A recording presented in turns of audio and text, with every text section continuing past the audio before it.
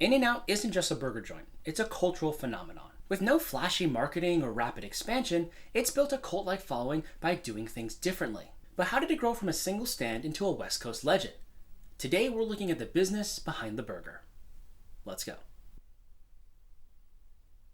Our story begins in Baldwin Park, California in 1948. That's where Harry and Esther Snyder, a hardworking husband and wife duo, opened the very first In-N-Out burger. The entire operation was tiny, just a 10 by 10 foot stand with no seating, no dining room, and no frozen food. But Harry had a vision: to make burgers fresh, to make them fast, and most importantly, to make them right. Now, Harry had invented something revolutionary for the time: a two-way speaker box that let customers order without leaving their cars. This made In-N-Out Burger the first true drive-thru in California. And when Harry was grilling patties and hand-cutting fries, Esther ran the business side, balancing the books from their home kitchen and handling payroll by hand. They kept the menu small and simple: burger, cheeseburger, fries, soda, and coffee. That's it. No gimmicks, just quality. And from the beginning, In-N-Out wasn't trying to be the biggest. It just wanted to be the best. And that obsession with quality laid the foundation for what would become a burger empire.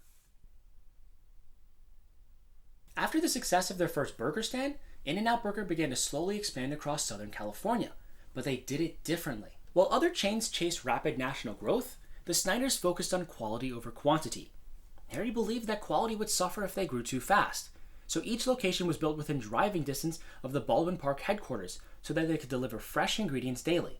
No freezers, no microwaves, and no heat lamps ever. And in 1954, they introduced a new logo that would become iconic: the bright yellow arrow, pointing to the drive-thru lane and symbolizing the speed and forward thinking. The In-N-Out name was a natural reference to the quick In-N-Out service that the drive-thrus provided, a novelty at the time.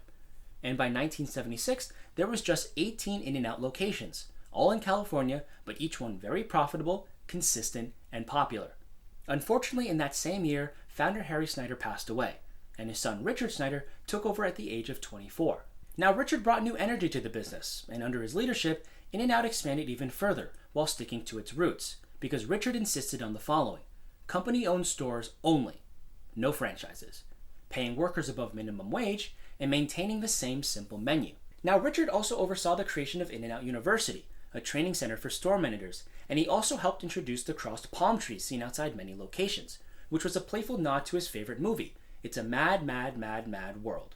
In-N-Out grew slowly, but intentionally. Every move was about preserving quality and staying true to the brand and delivering what their loyal customers expected: fresh, tasty burgers with no gimmicks. As In-N-Out slowly expanded, something strange started happening. People weren't just enjoying the burgers, they were becoming obsessed with them. Lines stretched out the door. Travelers detoured their trips just to get a double-double, and fans began treating it like a rite of passage. While other chains dumped millions into ads, In-N-Out Burger grew organically through word of mouth, loyal fans, and a few iconic touches, like the palm trees crossed in an X and the hidden Bible verses. So by the 1990s, In-N-Out Burger had become a cultural symbol of California cool. Surfers, skateboarders, celebrities, and even chefs praised it as the perfect burger. So how did a burger chain with no national ads, limited locations, and a tiny menu create so much hype? Part of the secret is scarcity. For decades, In-N-Out Burger was only found in California, and if you lived on the East Coast and were visiting the West, it became a must-try experience, like seeing the Hollywood sign or walking on Venice Beach. It wasn't just a meal, it was a cultural event. And then there's the mystery. Despite only offering burgers, fries, and drinks, In-N-Out hides a not-so-secret menu that fans love to uncover. Animal style, protein style, and the Flying Dutchman. These were not listed on the board, but everyone seemed to know about them. And there's also the loyalty. In-N-Out is a company that takes care of its employees and its customers. It pays above market wages, it promotes from within, and it closes on major holidays, even if that means missing out on big revenue days. All of these actions, people take notice. And unlike most fast food chains, In-N-Out Burger has refused to franchise or go public. It's still family owned with a tight grip on quality control. There's no pressure from shareholders to cut corners or go global, just a constant drive to do things the right way. All of this has turned In-N-Out Burger into more than just a restaurant. It's a brand of purity, consistency, and nostalgia. So if you're a celebrity or a tourist, you're always going to be excited getting a burger under the glowing yellow arrow.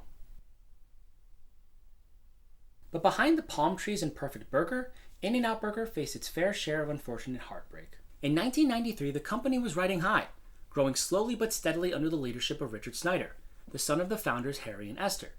Richard was only 41, but he had already been praised for modernizing the operations while fiercely protecting the company's core values. Then tragedy struck. In December of that year, Richard Snyder was flying back from opening a new In-N-Out location when his private jet crashed into the hillside near John Wayne Airport. Unfortunately, everybody on the plane died. The loss was sudden, shocking, and devastating, not just for the Snyder family, but for the entire company. With Richard gone, leadership passed to his brother, Guy Snyder, who struggled with personal demons.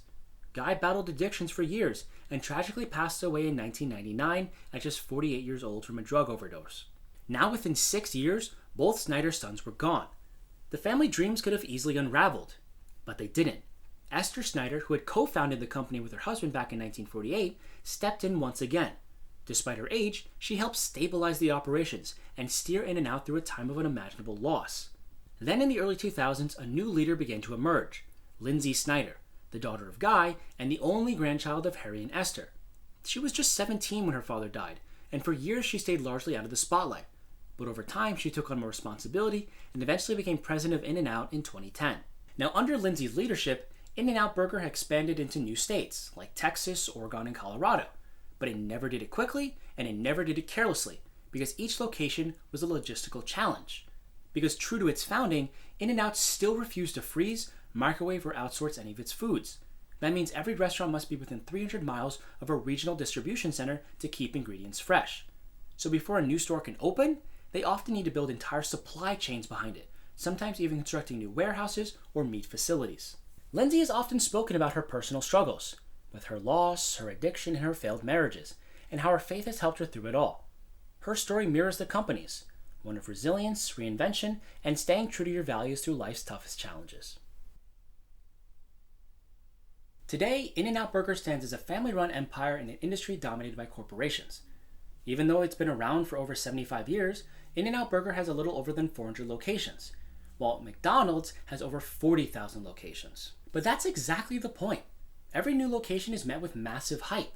People stay in line for hours. Social media goes crazy. And when you eventually get into those doors to get your burger, you know it's made with care. Because it's not just a menu or a meal. It's a ritual.